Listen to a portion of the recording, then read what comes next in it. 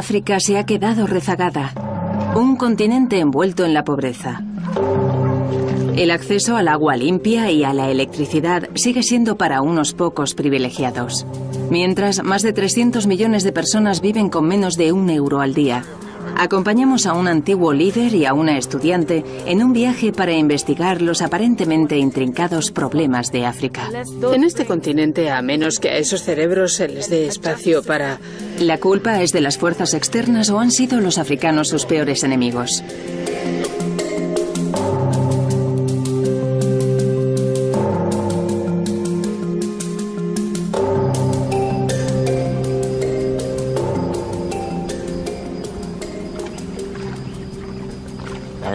Soy Rollin. Jerry John Rollin.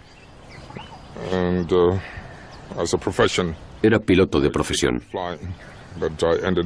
pero acabé en la política y serví a mi país como jefe de Estado y presidente durante un total de casi 20 años.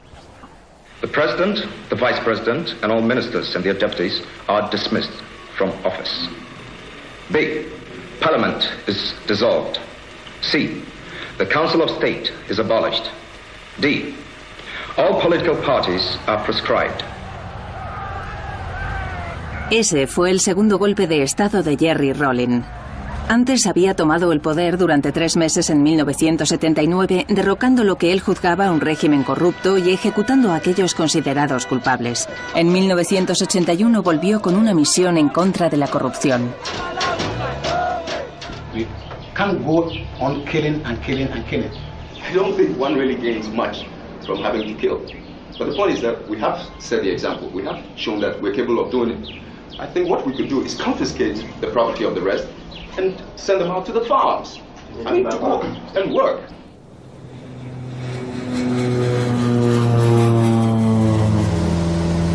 Rollin era autoritario, pero su gobierno reportó beneficios. La economía prosperó. Luego, en 1990, el gobierno estadounidense le avisó de que era hora de una reforma política. Un joven del Departamento de Estado me llamó para hacerme saber que tendríamos que adoptar una democracia pluripartidista occidental. Por su tono de voz, quedó claro que o bien lo aceptaba o lo pagaría caro.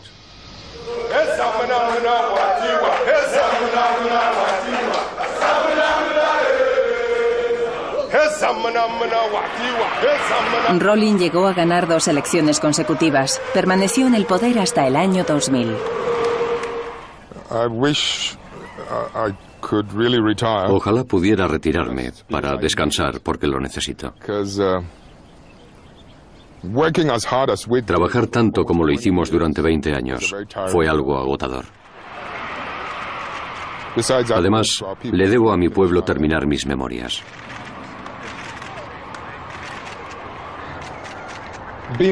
Ser presidente no era mi pasión. Simplemente emprendí una lucha contra la injusticia. Así que ser o no presidente me es indiferente.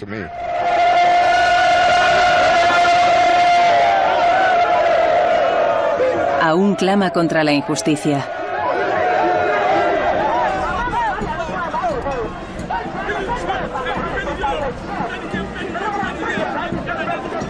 Rollin es una figura destacada en su partido, el Congreso Nacional Democrático, ahora en la oposición. Damas y caballeros, la resistencia. La marcha que estamos emprendiendo hoy en Accra, desafiando sus malas políticas, no empezará y terminará en Accra. Los ejecutivos esperan que nos unamos a ellos para emprender marchas similares y hacerle entender el mensaje a este cruel y corrupto gobierno. Su postura crítica le enfrenta al gobierno que le acusa de fomentar la discordia. 4.000 kilómetros al este se encuentra otra antigua colonia británica, aclamada en su día, al igual que Ghana, como un éxito africano y ahora cada vez más agobiada por la pobreza y la corrupción.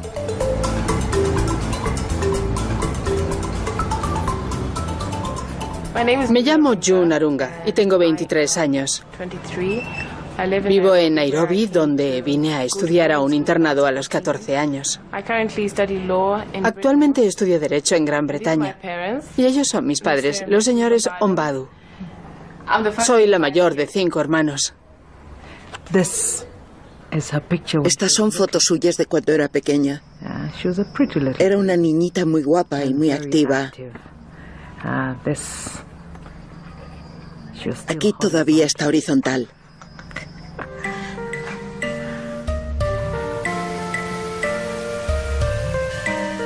Kenia era el lugar de diversión de los colonos blancos. Pero en 1963, tras violentos alzamientos, el país obtuvo la independencia de Gran Bretaña.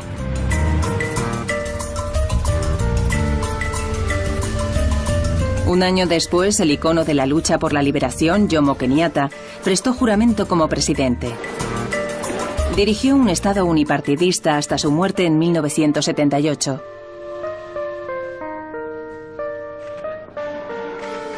El brazo derecho de Kenyatta, Daniel Arap Moi, le sucedió y se aferró al poder durante un cuarto de siglo. Explotó las animosidades tribales mientras su régimen se contaminaba de corrupción. Kenia, con su enorme riqueza potencial, era una nación debilitada cuando Moi dejó el cargo en 2002, 2 años después que Jerry Rawlings. ¿Qué te parece que vaya a conocer a Jerry Rawlings? Nunca he conocido a un presidente. ¿Qué piensas de tu pequeña? Yo recuerdo que conociste a un presidente, al presidente Moi. Oh, sí, sí que conocí a un presidente, pero era muy pequeña. Estábamos al borde de la carretera y él llegó en un gran convoy. Sí, se paró a saludarnos. Nos saludó y nos dio una bolsa de caramelos. Y os di una bolsa de caramelos a tu hermano Jason y a ti. Es curioso que el presidente soliera darle caramelos y dinero a la gente en la carretera. ¿Expresidente? El expresidente. Tuve que crecer para pensar. ¿Cómo podía repartir dinero a diestro y siniestro? ¿De quién era ese dinero? Más tarde supe que había sido un gobierno muy corrupto el suyo.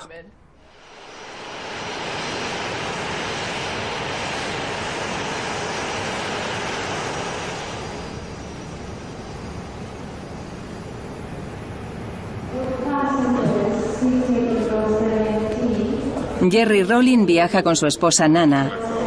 Su periplo empieza en Tanzania, un país pacífico, aunque sigue siendo uno de los más pobres del mundo. Es la primera vez que vengo a Tanzania y voy a emprender una gira muy interesante. Pasaré 2 semanas viajando con el expresidente de Ghana, Jerry Rawlings. Eso es algo que los jóvenes africanos no tienen la oportunidad de hacer a menudo. Estoy muy emocionada, aunque también bastante asustada. Cuentan cosas increíbles de él. Pero también he oído que es muy vehemente y un tipo muy interesante y será fantástico poder hablar de cosas que se pregunta la gente con alguien que tuvo la responsabilidad de hacer cambios y a quien suelen ver como una especie de revolucionario. La estancia de Jerry Rawlings en Tanzania es considerada una visita de Estado. Le asignan escolta y una caravana.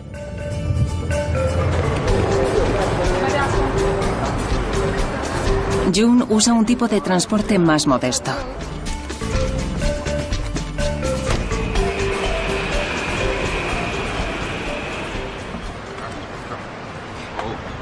¿Cómo estás? Hola. Encantada de conocerle. ¿Cómo te llamas? Me llamo June Arunga. June Arunga. Sí. Veo a una mujer muy hermosa sentada allí. No es una mujer. Es mi ángel, mi esposa. ¿Me permite saludar a su ángel? Hola. Hola, ¿cómo estás? Cuando era niña, nací en junio de 1981, así que crecí cuando usted era presidente de Ghana. Creo que las niñas estaban todas locas por Jerry Rawlings. ¿Todas las niñas? ¿En dónde? En Kenia. No sabíamos nada de política. En absoluto. Solo admirábamos a aquella hermosa pareja. ¿Pertenece usted a la familia real? Sí, sí. Vaya. Nosotros no tenemos realeza en Kenia. No hay familia real. Me estoy relacionando por primera vez en la vida con el concepto de realeza africana. Caray, una auténtica reina africana. Princesa, princesa. Los británicos asumieron el control de Tanganica, en su día una colonia alemana, al concluir la Primera Guerra Mundial. Tras la independencia parecía estar preparada para un futuro halagüeño. It's now almost midnight, and the governor and the Prime Minister, Mr. Nyerere, walk down into the arena to stand near the flagstaff where they will wait for the exact moment of Tanganyika's independence. That's the stroke of midnight tonight, Friday, December the 8th, 1961. Poco después, Tanganica y Zanzíbar se unieron para convertirse en Tanzania. Julius Nyerere, el presidente, promovió el Estado africano unipartidista. Nacionalizó la banca y las fábricas y colectivizó la tierra. Cientos de miles de personas fueron trasladadas a aldeas piloto. El presidente Mao recibió a Nyerere con los brazos abiertos mientras Fidel Castro vino de visita. Las batallas de la Guerra Fría sustituían el dominio colonial.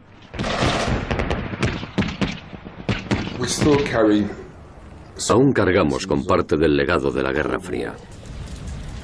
En África nos vimos atrapados en una guerra caliente, en auténticos conflictos. Eso nos ha costado mucho en términos de desarrollo y ha frenado el desarrollo de África, del continente.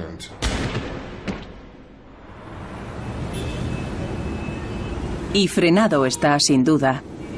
Los ingresos medios en toda África son ahora más bajos que a finales de los años 60. El continente solo representa el 1% de la producción económica mundial. Los problemas de Tanzania se agravaron por el fracaso de su experimento socialista.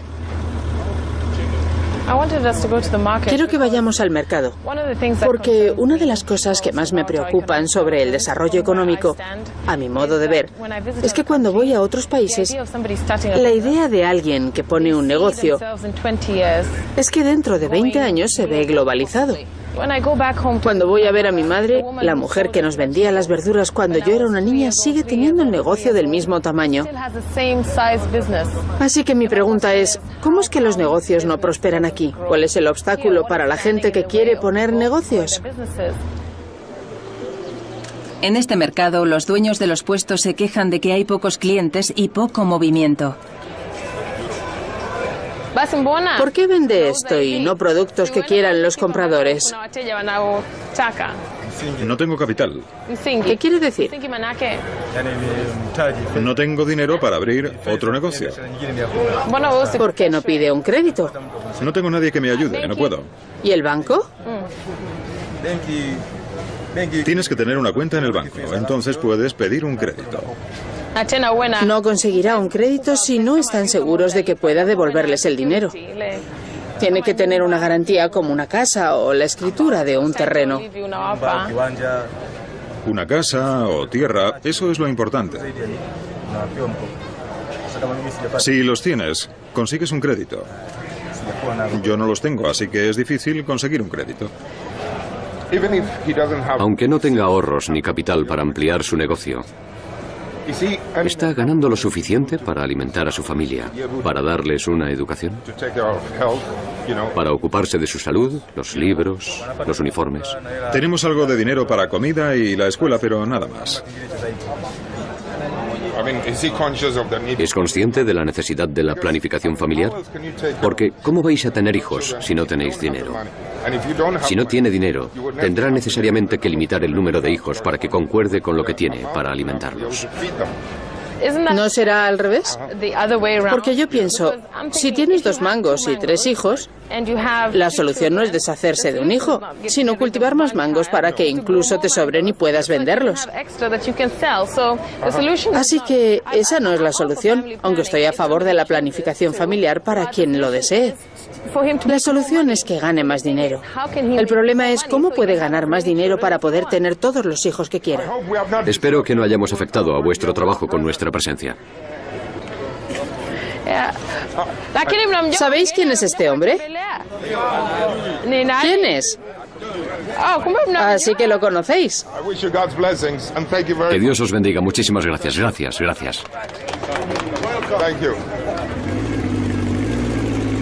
El toque populista de Rollin siempre ha sido del agrado de los africanos corrientes, que por lo general no consiguen acercarse tanto a sus líderes. Han empezado a vislumbrar uno de los problemas fundamentales de África, la falta de acceso a los créditos. La pesca es una industria vital, pero se invierte poco para hacerla crecer. ¿Están cobrando algo? Eso creo, impuestos. ¿Impuestos? No hay recaudadores de impuestos.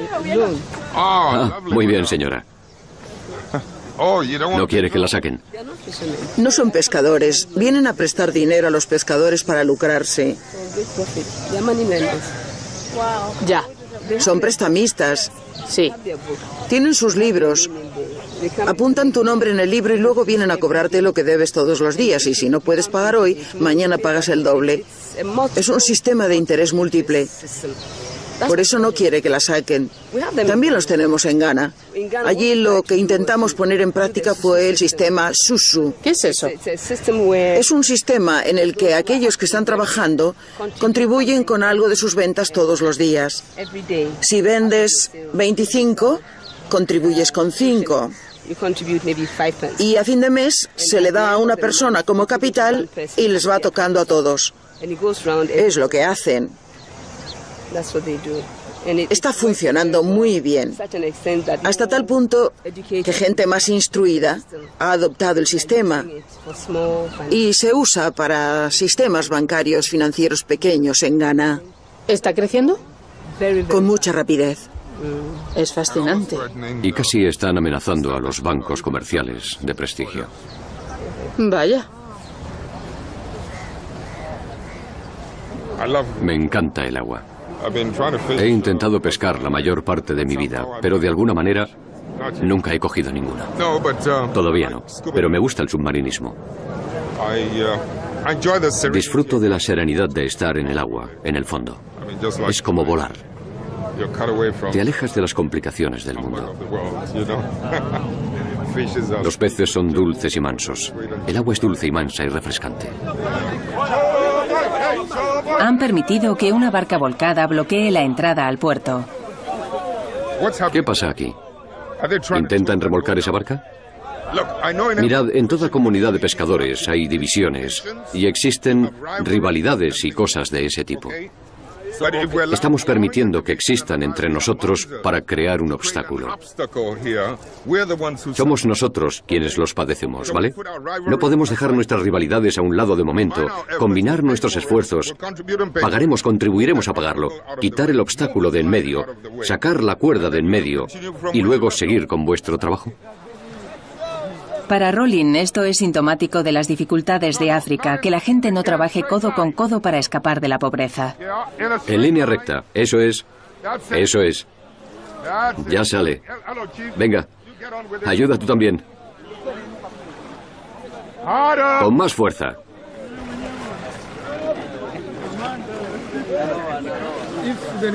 Si hubiera más jefes de Estado como este,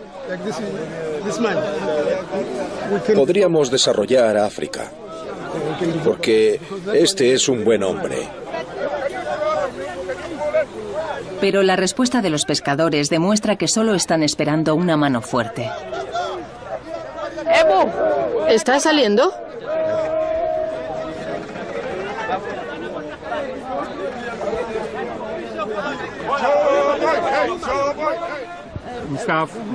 Expresidente, gracias por venir aquí. Nos ha dado esperanza. Lo que ha hecho nos ha admirado. Ha dejado ejemplo y eso es humanidad. Todos los líderes tendrían que ser así. Le da las gracias porque esto es humanidad y todos los líderes tendrían que portarse así. Nuestro gobierno nos ha abandonado. Nos ha dejado como nos ve. No recibimos ayudas. Nosotros los pescadores, los que dependemos de la pesca, somos muy, muy pobres. Vuestro gobierno no tiene dinero, pero los inversores y otros gobiernos, el Fondo Monetario Internacional, etc., están haciendo lo posible por ayudar al vuestro a que pueda descentralizar algunos de esos créditos para empresarios privados. Y no tengo la menor duda de que el gobierno tiene que reconocer el valioso papel que juegan los pescadores y los agricultores. Querríamos hacerle entrega de este regalo. Y por último le hace un regalo.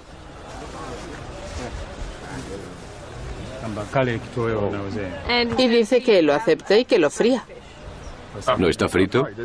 No. O que se haga una sopa. Es un pez sierra. Muchísimas gracias. Muchos países africanos heredaron las instituciones financieras y jurídicas occidentales, pero existe una brecha cada vez mayor entre ellas y la gente a la que deberían servir. Lo más asombroso de estudiar derecho en Inglaterra es ver cómo la evolución del derecho comunitario que hemos adoptado va históricamente en conjunción con el carácter de los ingleses. Cada ley que aprueban es para servir a los ingleses. Y no dejo de preguntarme si nuestro sistema jurídico refleja de verdad nuestras aspiraciones. Cuando un pescador dice, por ejemplo, no puedo acceder a un banco, yo me digo, ¿entonces para qué existe ese banco? En otros países donde los bancos han evolucionado con el pueblo y el sistema jurídico también, los bancos le suplican a la gente que pida créditos. Te mandan tantas cartas que acabas por tirarlas, pero aquí las hipotecas solo son para cierta gente. Hay dos cosas básicamente poco éticas que están teniendo lugar aquí en relación con la comunidad occidental. Y son: ¿cuántos de nosotros en nuestras comunidades en vías de desarrollo avanzamos? Tenemos éxito no tanto por nuestra capacidad, sino por influencias, por a quién conocemos o quién nos conoce. No hablamos de leyes, hablo de justicia. Tengo un problema con vosotros, los abogados. Muchos de vosotros tal vez conozcáis las leyes, pero no comprendéis muy bien la justicia. Y demasiada gente se siente exánime por el abismo entre ellos y sus líderes que pasan de largo en sus veloces caravanas.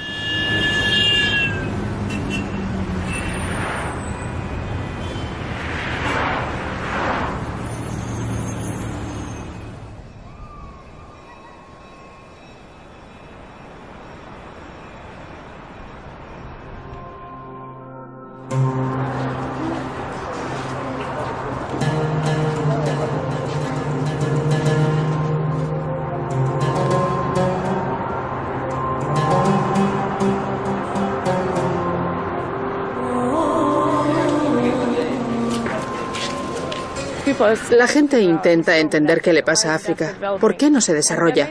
Hay muchos motivos y uno de ellos es la esclavitud.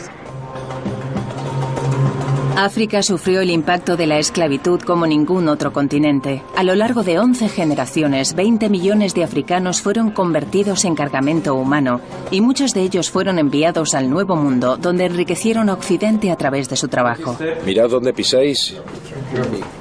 Cuidado con la cabeza. Este es un lugar donde solían mantener a los esclavos antes de ser llevados al mercado. Los metían aquí durante 3 o 4 días, sin comida ni bebida, para probar su fortaleza. Si podían sobrevivir aquí significaba que estaban fuertes y entonces los llevaban al mercado. Muchas personas murieron aquí de asfixia, hambre, enfermedades. Y además la cantidad de personas era horrible. En esta sala cabían unas 75 mujeres y niños. Estaban unos encima de otros como sardinas en lata. Es una experiencia dolorosa y puedo comprenderla e imaginármela. Pero de alguna manera sigo viviendo en África, en una situación en la que veo sufrir a la gente por falta de medicinas, por enfermedades, por falta de agua potable. En otras palabras, las circunstancias en las que está viviendo parte de nuestra gente son tan malas como fueron entonces. Lo único que varía es que no han sido encadenados ni han pasado por esta situación inhumana, ni embarcados. Pero esto me da pena, me resulta doloroso. Jerry Rawlings quiere que África ahora se centre en el presente. Más que concentrar mis esfuerzos y energía en intentar lidiar con los vestigios de la esclavitud, y conste que no lo veo mucho, pero lo que estoy notando es más bien lo que parece ser el crecimiento de un neocolonialismo. Hemos acabado siendo traidores a nuestro propio pueblo. Hemos traicionado las aspiraciones de nuestra gente. La razón misma por la que echamos a los blancos para transformar la independencia política en independencia judicial, para poder tener justicia, justicia económica, un programa de desarrollo que reconociera la capacidad, la fuerza creativa de los negros. En cambio, las cosas degeneraron en un nepotismo familiar o tribal.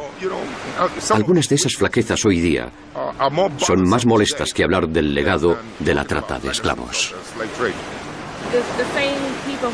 Las mismas personas que se comportan como colonialistas de nuestro tiempo achacan ese comportamiento al colonialismo.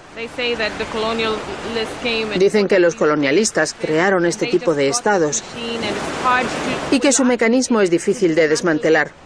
Y por eso las cosas son como son en la actualidad. Y la democracia no siempre es la solución. Ha sido corrompida con demasiada frecuencia. A veces los seres humanos se embriagan de poder. ¿Qué es una democracia pluripartidista? ¿Sabes lo que está pasando ahora en África? Los más ricos ya consiguieron su riqueza con las drogas o robando. Pueden comprar el poder. ¿Significa eso que se opone a la democracia pluripartidista? Creo firmemente en la democracia.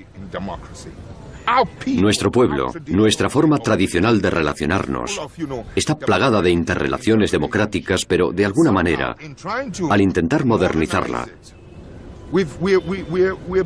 nos han presionado para occidentalizarla, de una forma que discrepa con algunos aspectos de nuestra cultura de interrelaciones. Además, la estamos monetizando. El poder también es importante. El poder descarnado sin autoridad está empezando a sustituirla. No goza de buena salud. Si tenemos una democracia pluripartidista y la gente no tiene dinero, entonces cualquiera puede comprarlos.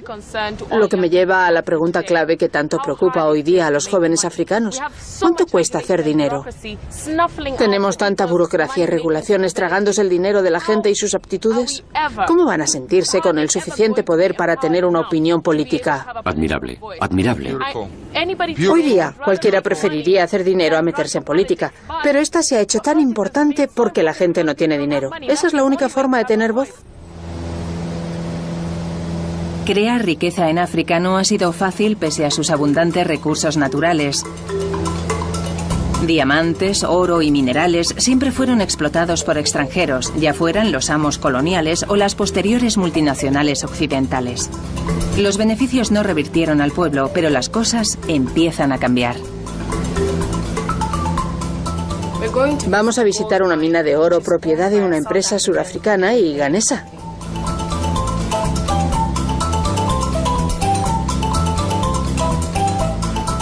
Hola, caballeros. Hola, buenos días. Queremos darle la bienvenida. ¿Ha estado en Ghana? Hace algún tiempo. Hola, buenos días. Usted no es tanzano. Bienvenido. ¿Cómo está? Encantado. ¿Viajará con nosotros? Encantada. El oro tiene historia. Representó divisas. Y hoy día, ¿qué más puede desear una mujer que tener un collar de diamantes o de oro? Joyas. Es algo que nunca se pasa, su valor, ¿no? En los últimos 5 años, Tanzania se ha convertido en uno de los mayores productores de oro del continente. Este tipo de colaboración es interesante. Ghana lleva explotándolo algún tiempo.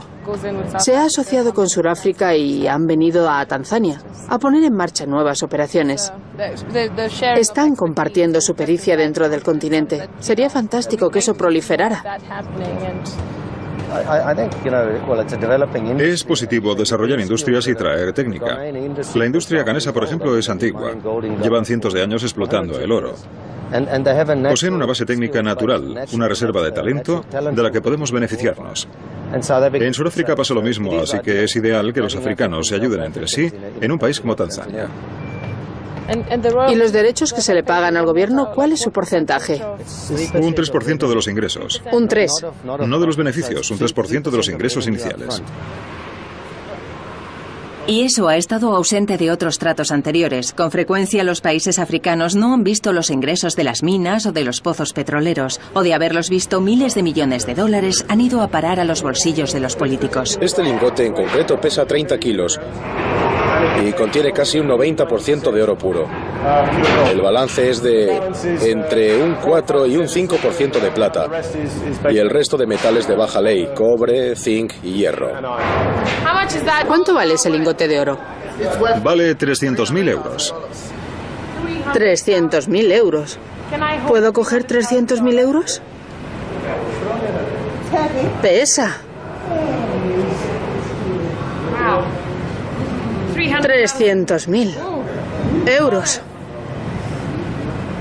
¿Y vosotros qué, amigos? Si puede cogerlo con una sola mano, puede quedárselo. Mire qué manos tan pequeñas. Necesitaré las dos. Por eso la apuesta es con una sola mano.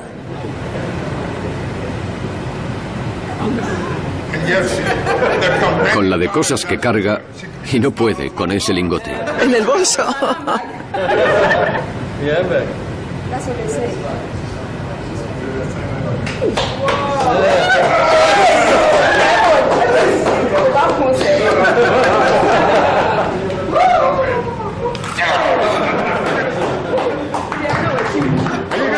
¿Va a cumplir con la apuesta? No está mal, para un hombre de 57 años.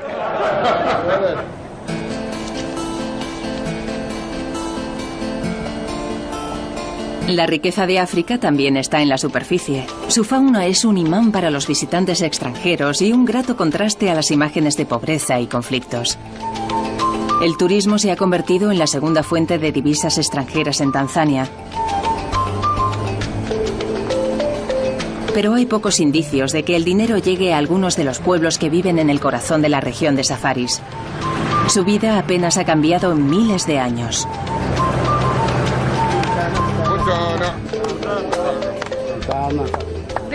Esta etnia son los Azabi.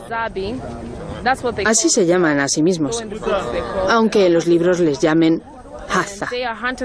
Son cazadores-recolectores. Y hemos venido a ver cómo viven y a hablar con ellos de la tierra. Por lo visto son un destino turístico en esta zona de Tanzania.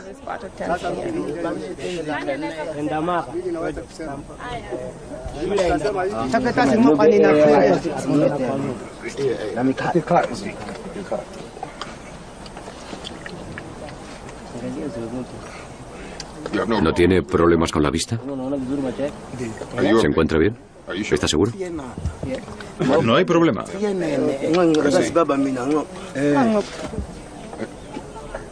Abuela.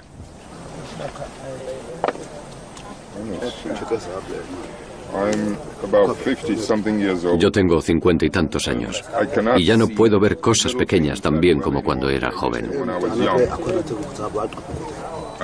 Quiero saber si ve mejor. Querría que se las pusiera.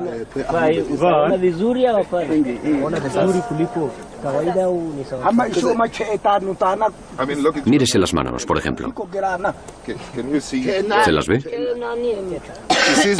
¿Ve mejor? Eso es. Estoy hablando de modernización. Con ello no quiero decir que se acepte todo en bloque. Solo aquellas cosas que nos hagan la vida algo más cómoda y agradable. Y por eso le di a probar las gafas. Solo es un pequeño ejemplo. Hay tantos otros. Tantas cosas ahí fuera que podrían mejorar sus condiciones de vida. ¿A dónde va? A ver la humilde morada de este caballero. Tenemos que convencerlos de que mejoren sus costumbres. Vamos a ver.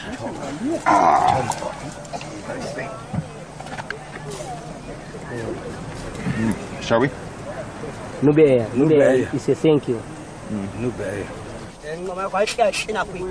¿Es este el pueblo menos desarrollado que ha visitado en África?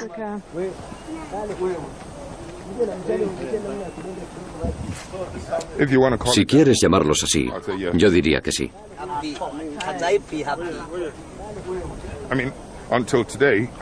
Hasta hoy, solo había visto cosas de este tipo en películas. Parecen bastante felices, pero ambos sabemos que se debe a que no conocen otra cosa. Si pudiéramos introducirlos a algo diferente, apreciarían la diferencia ellos mismos. Los Hadza son conocidos por ser uno de los últimos grupos de cazadores-recolectores de la zona. No tienen acceso a las comodidades modernas y han opuesto resistencia a los esfuerzos del gobierno por reasentarlos. Quieren quedarse donde están, pero según sus condiciones.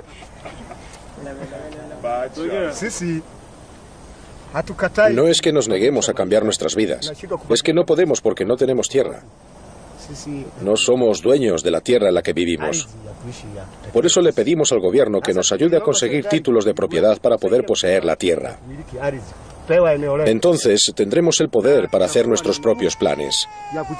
Decidir cuánto cobrarle a los turistas cuando vengan aquí, por ejemplo, para que cuando vengan podamos cobrarles dinero. Si fueran 10, decidiríamos cuánto tendrían que pagar cada uno.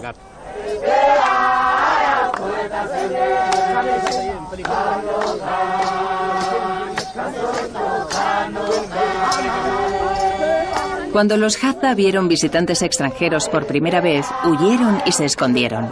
Ahora les dan la bienvenida, pero quieren eliminar los guías y los intermediarios que organizan las visitas turísticas.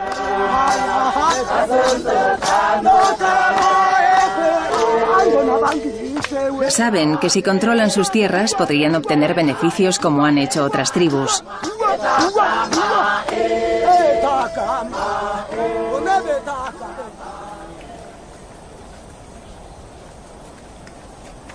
A lo largo y ancho de África, millones de las personas más pobres no tienen derecho legal a la tierra que habitan.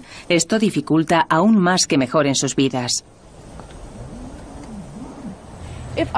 Si nuestras leyes dispusieran que heredabas las tierras de tus antepasados en lugar de decir que el gobierno es dueño de toda la tierra, se te concedería la propiedad que te reconoce la ley. Si encontráramos nuestras propias leyes antes de imponérnoslas sin más, eso tendría más sentido. Puede que parezcamos demasiado idealistas. Te contaré la situación que prevalece en mi país. Tuvimos un caso parecido a este, en la que la gente era propietaria de una zona y el gobierno quería construirles un hospital. Era suya y el gobierno quería dotarlos de un hospital, no pagado con sus propios recursos sino con los del gobierno. También quería construirles una carretera que pasara por sus tierras. ¿Te puedes creer que no le permitieron al gobierno que lo hiciera a menos que les pagaran una compensación por la tierra en la que iban a construir un hospital que beneficiaría a toda la comunidad? ¿Te puedes creer que exigieran un pago del gobierno? Creo y apoyo su reivindicación. Sí. Ya veo. Fue plan vuestro, construir un hospital que creísteis que necesitábamos. ¿Y qué hay del plan que yo tengo para mi tierra? ¿Tengo que donar mi tierra porque vosotros tenéis un plan? Pero invariablemente, esa tierra, o la mayor parte de ella, no te pertenece a título personal. Pertenece a la comunidad y el jefe solo tiene su custodia en nombre de la comunidad. A mi modo de ver, este es un gran problema en África. El hecho de que la tierra se posea en comunidad. Porque por eso hay personas que no pueden tener... Vamos a ver, vivimos en una economía monetizada. No podemos sustraernos de ello. Así que la gente precisa dinero para comprar cosas. Pero no tiene garantías reales. Tienes razón. La dimensión delictiva y la corrupción. Existen enormes obstáculos culturales para la reforma agraria. Tradicionalmente la tierra es propiedad del Estado o de la comunidad, no de los individuos. Todo esto dificulta aún más la transición de Tanzania a una economía de mercado.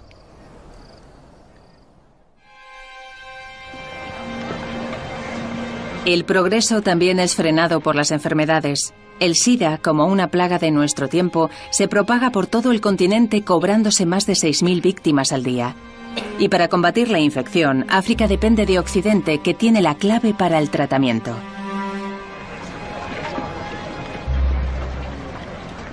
En la zona en la que nací, Muchas aldeas están vacías.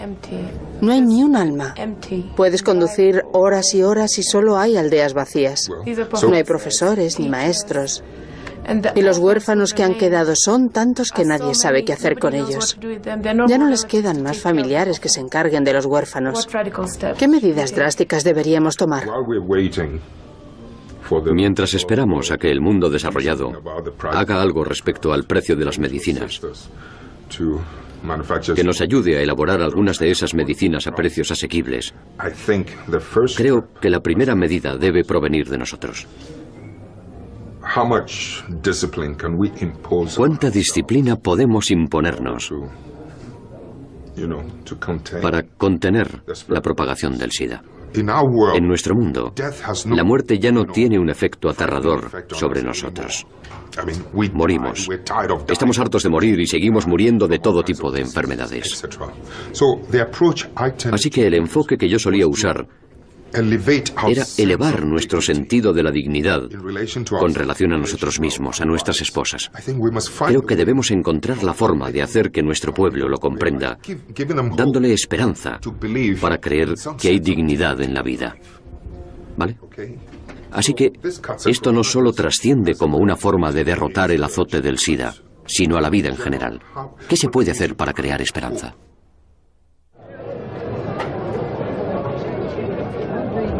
Hubo mucho optimismo por toda África conforme un país tras otro lograba la independencia.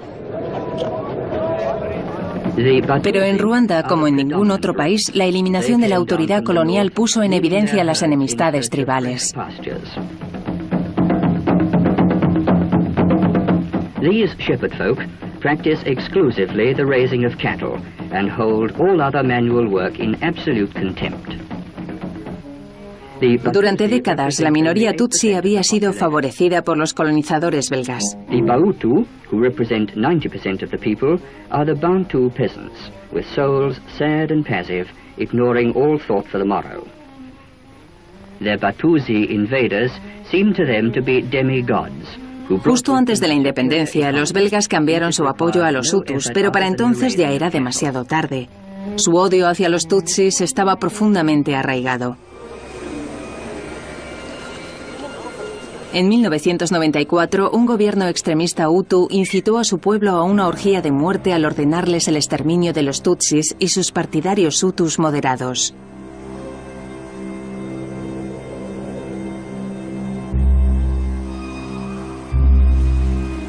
La masacre duró 100 días y provocó la muerte de casi una sexta parte de la población.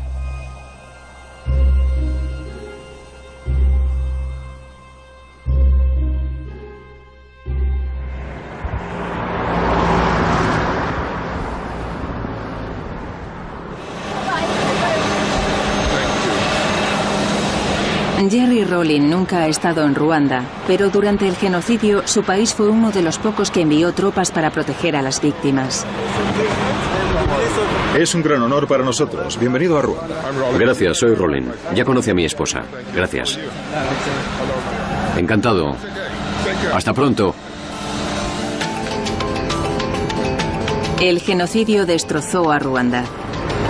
Dejó a la sociedad dividida por la sospecha y el miedo, endebles cimientos para reconstruir una economía.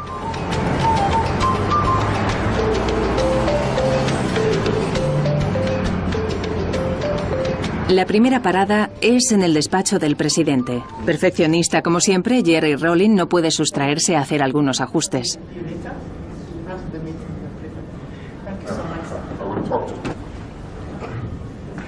¿Está derecho?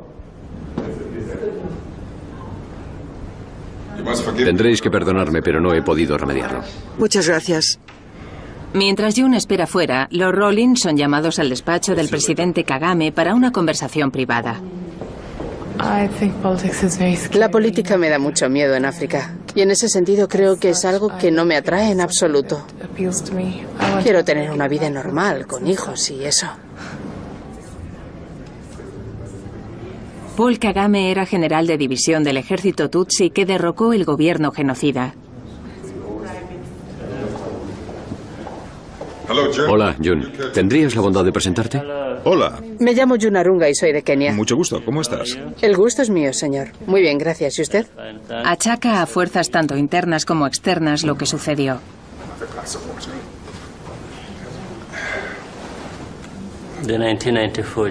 El genocidio de 1994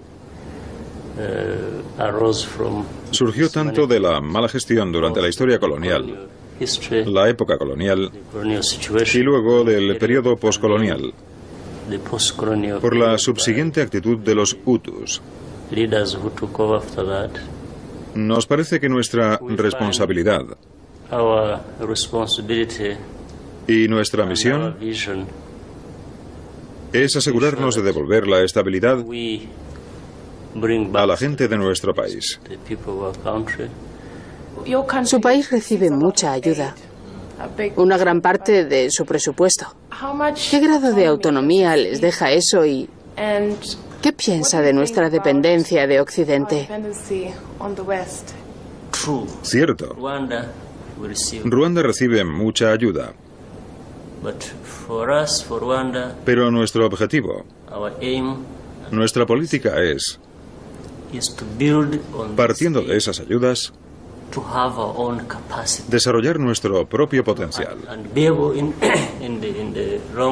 Y a la larga, poder ir reduciendo la cantidad de ayudas que recibimos para llegar a valernos por nosotros mismos.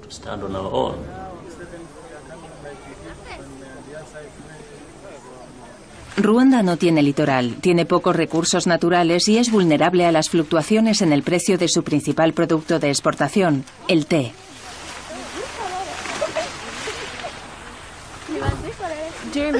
Durante el genocidio, la producción cesó y se redujo a cero. Y solo gradualmente y con los años han conseguido volver a impulsarla. ¿Qué hace con traje en una finca como esta? No conocía el programa y se me dijo que viniera aquí, Excelencia. ¿Cómo no iba a venir? Es un honor. Gracias, muchísimas gracias.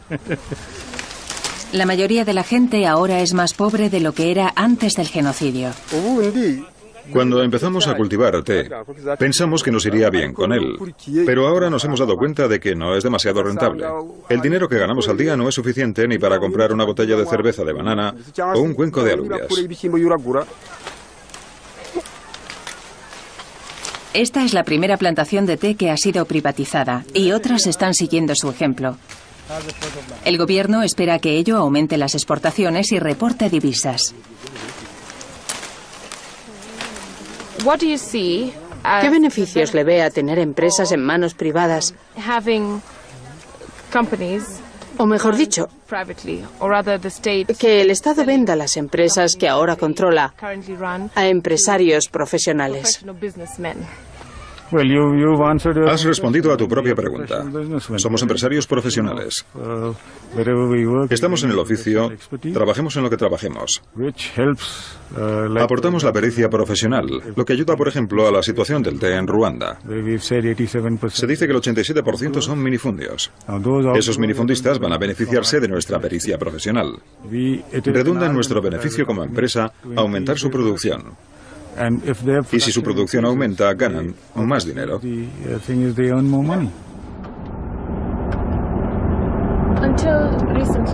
Hasta hace poco, en muchos de nuestros países, el Estado era dueño de gran cantidad de empresas, cientos de ellas a veces.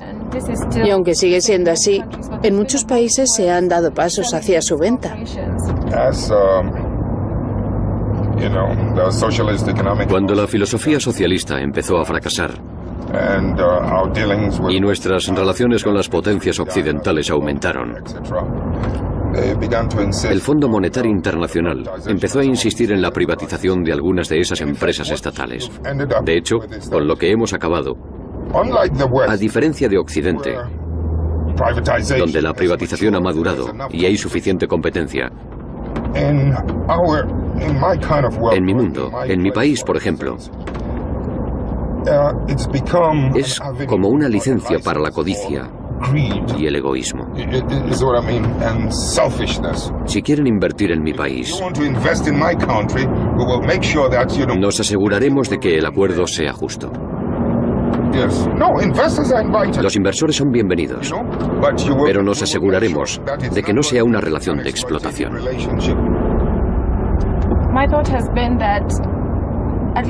Yo pienso que en mi país, al menos en la experiencia de mi país, muchas veces quien estuviera en el poder, porque en mi país hay mucho tribalismo, el personal de todas las empresas estatales pertenecía a su tribu. De modo que el proceso mediante el cual han dejado de estar en manos del Estado ha supuesto que el proceso de selección de personal se base tanto en el mérito como en el factor tribal. No es así en todos los casos, pero sí en muchos. De modo que veo la privatización como algo muy positivo para resolver en cierta medida el problema tribal. Los vestigios que recuerdan el legado mortal del tribalismo están por todas partes. La última parada de nuestro viaje es una escuela donde 50.000 tutsis buscaron refugio en 1994. Deme una idea somera. ¿Fue aquí donde tuvo lugar la matanza? Aquí fue donde tuvo lugar la matanza. Los asesinos estaban en las colinas, así que concentraron a las víctimas aquí.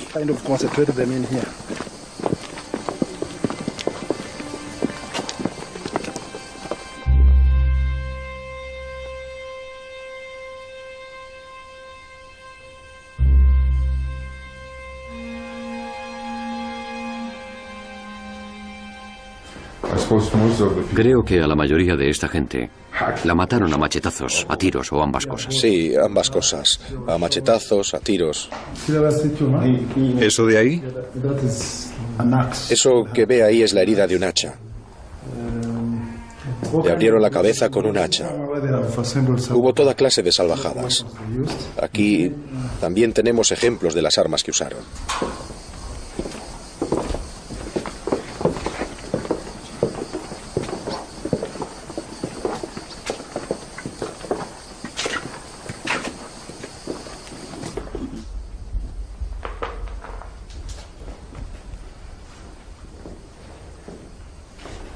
Esa víctima lleva un...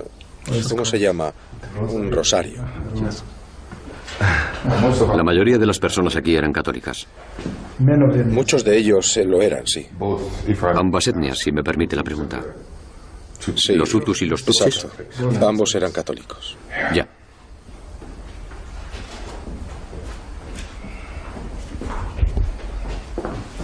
Ahí está la marca. ¿De un machete? Sí, de un machete.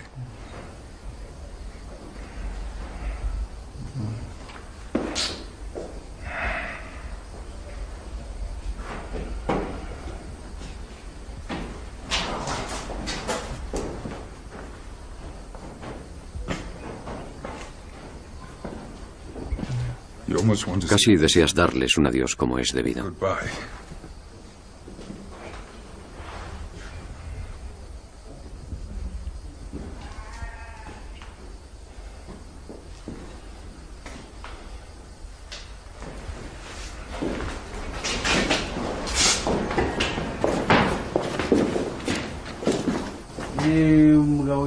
Algunos de los asesinos fueron traídos de la prisión para hablar de la masacre. Cuando empezó el genocidio lo estaba viendo pasar y tomé parte en él. Nos dijeron, esos animales salvajes tienen que ser sacrificados. Preparaos para lanzar un ataque. Fue entonces cuando la gente empezó a morir en gran número. Empezamos a lanzar granadas y al principio se defendieron tirando piedras. Pero nosotros lanzamos granadas y a los que intentaron huir los mataron los civiles. Los despedazaron con machetes, con garrotes, con lanzas. Hay veces que los recuerdos nos duelen hasta tal punto que desearíamos estar muertos. Lo que hizo le ha afectado hasta tal punto que desearía estar muerto. Tradúzcame sus palabras exactas. Lo que hicimos no era bueno, era malo y doloroso. Es tan vergonzoso que nos cuesta hablar de ello. Pero como pasó en nuestro país y los ruandeses le hicieron esto a otros ruandeses, Es necesario que hablemos de ello abiertamente para que la gente aprenda la lección y no vuelva a pasar.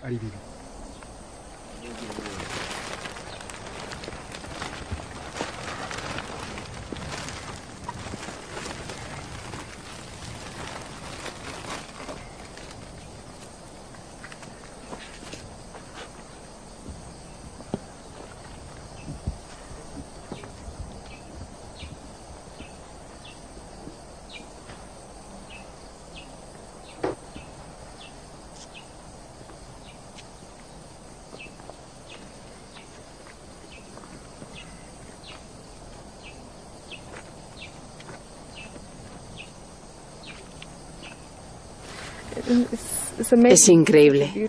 Este país es tan hermoso cuando lo contemplas. Nunca había estado en un país tan verde. Pero el aire está lleno de muerte y misterio.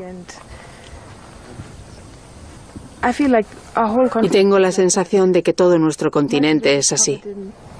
Gran parte de él está plagado de miseria. ¿Cree que llegaremos a superar esta fase? ¿Vamos en la dirección correcta? ¿Y llegaremos a disfrutar algún día de la tierra que Dios nos ha dado? Bueno, por eso es por lo que se supone que estamos luchando. De esto es de lo que se supone que se trata la civilización. Lo que pasó aquí no es nada nuevo. Lo que digo es que ha pasado en varios sitios, aunque no a tan gran escala. Pero precisamente porque este tipo de salvajismo nos ha degradado y tuvo lugar aquí, ha hecho que África vuelva a destacar como un continente repulsivo y salvaje.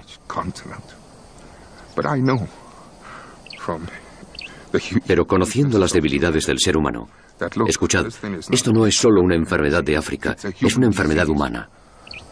¿Y sabes qué nos salvó? Cuando la misma violencia empezó en la antigua Yugoslavia. Eso fue lo que nos salvó. En otras palabras, eso fue lo que dejó claro que los negros no son fieras salvajes. Ese salvajismo está en la humanidad, en todos nosotros.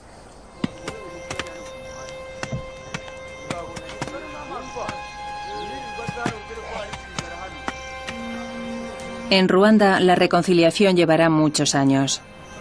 Familias y comunidades aún están demasiado heridas para perdonar y olvidar.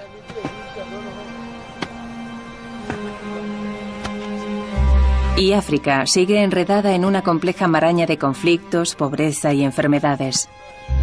Al final de este viaje, interesa menos imputar culpas.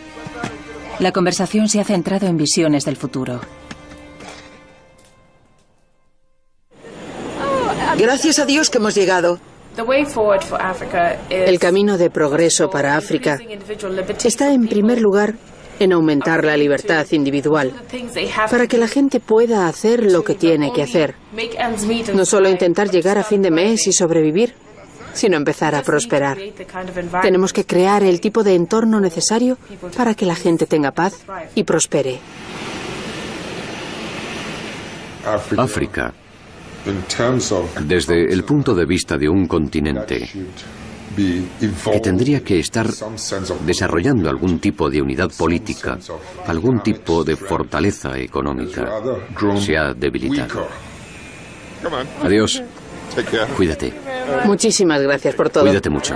Ha sido un placer viajar con usted. El poco control que solíamos tener sobre nuestros recursos prácticamente ha desaparecido en las manos del denominado capitalismo occidental, en colaboración con un puñado de caras negras.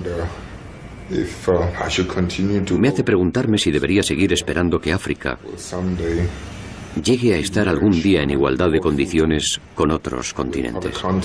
Es mi más ferviente y sincero deseo, y mi esperanza y mi plegaria.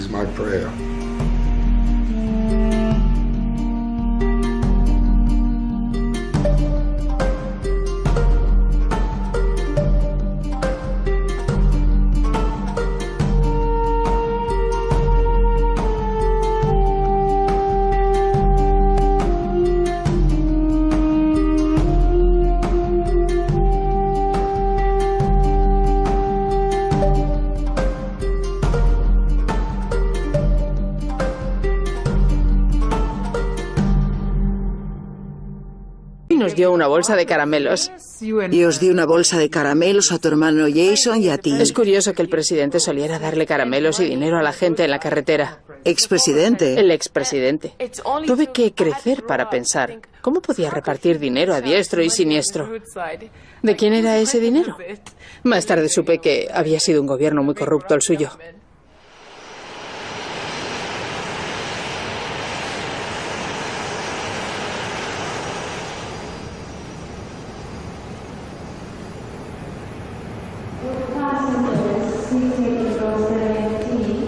Jerry Rawlings viaja con su esposa Nana. Su periplo empieza en Tanzania, un país pacífico, aunque sigue siendo uno de los más pobres del mundo. Es la primera vez que vengo a Tanzania y voy a emprender una gira muy interesante. Pasaré 2 semanas viajando con el expresidente de Ghana, Jerry Rawlings. Eso es algo que los jóvenes africanos no tienen la oportunidad de hacer a menudo. Estoy muy emocionada, aunque también bastante asustada. Cuentan cosas increíbles de él. Pero también he oído que es muy vehemente y un tipo muy interesante y será fantástico poder hablar de cosas que se pregunta la gente con alguien que tuvo la responsabilidad de hacer cambios y a quien suelen ver como una especie de revolucionario. La estancia de Jerry Rawlings en Tanzania es considerada una visita de Estado. Le asignan escolta y una caravana.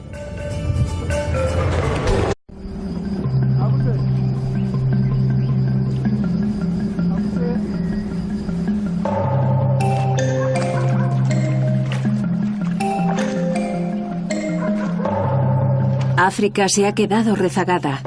Un continente envuelto en la pobreza. El acceso al agua limpia y a la electricidad sigue siendo para unos pocos privilegiados. Mientras, más de 300 millones de personas viven con menos de €1 al día. Acompañamos a un antiguo líder y a una estudiante en un viaje para investigar los aparentemente intrincados problemas de África. En este continente, a menos que a esos cerebros se les dé espacio para... ¿La culpa es de las fuerzas externas o han sido los africanos sus peores enemigos?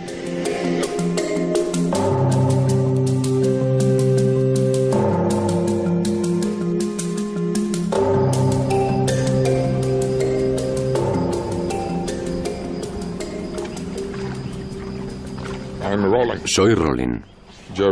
Jerry John Rawlings. Era piloto de profesión, pero acabé en la política y serví a mi país como jefe de Estado y presidente durante un total de casi 20 años.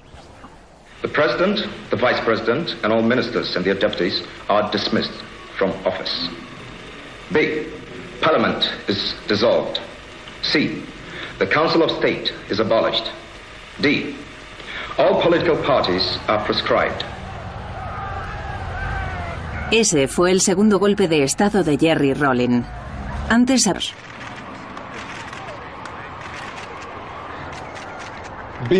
Ser presidente no era mi pasión. Simplemente emprendí una lucha contra la injusticia, así que ser o no presidente me es indiferente.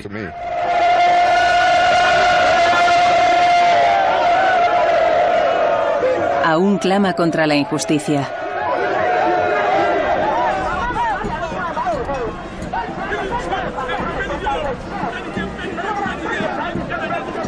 Rawlings es una figura destacada en su partido, el Congreso Nacional Democrático, ahora en la oposición. Damas y caballeros, la resistencia.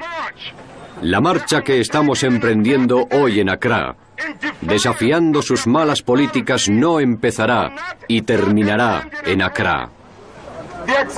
Los ejecutivos esperan que nos unamos a ellos para emprender marchas similares y hacerle entender el mensaje a este cruel y corrupto gobierno. Su postura crítica le enfrenta al gobierno que le acusa de fomentar la discordia. 4.000 kilómetros al este se encuentra otra antigua colonia británica, aclamada en su día, al igual que Ghana, como un éxito africano y ahora cada vez más agobiada por la pobreza y la corrupción.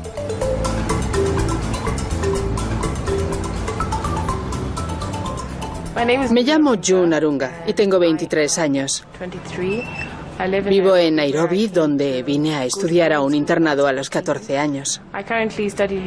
Actualmente estudio Derecho en Gran Bretaña.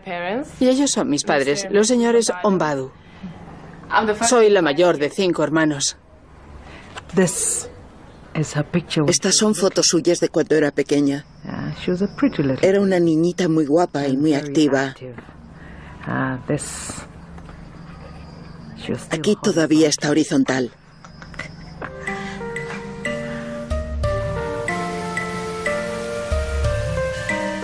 Kenia era el lugar de diversión de los colonos blancos. Pero en 1963, tras violentos alzamientos, el país obtuvo la independencia de Gran Bretaña.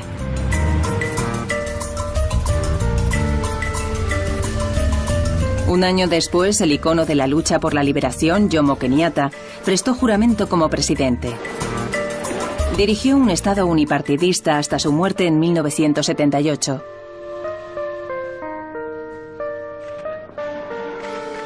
El brazo derecho de Kenyatta, Daniel Arap Moi, le sucedió y se aferró al poder durante un cuarto de siglo.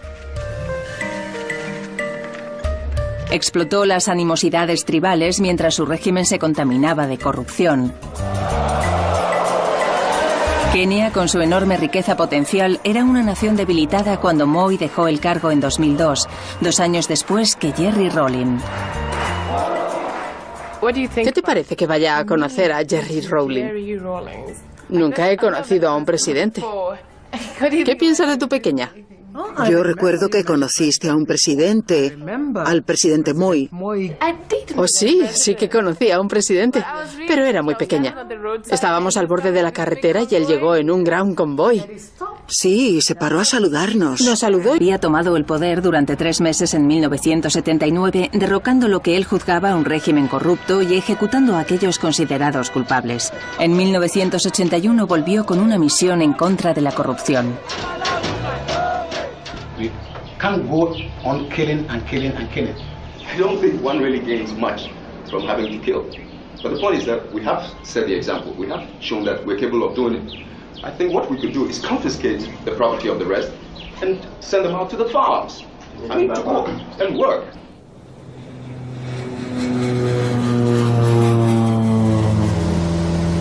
Rawlings era autoritario, pero su gobierno reportó beneficios. La economía prosperó.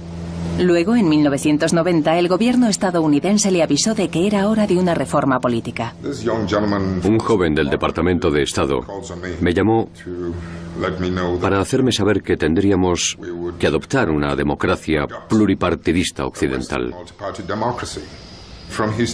Por su tono de voz, quedó claro que o bien lo aceptaba o lo pagaría caro.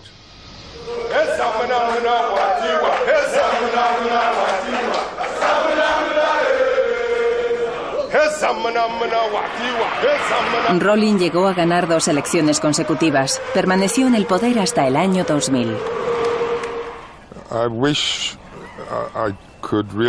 Ojalá pudiera retirarme para descansar porque lo necesito. Trabajar tanto como lo hicimos durante 20 años fue algo agotador. Además, le debo a mi pueblo terminar mis memorias.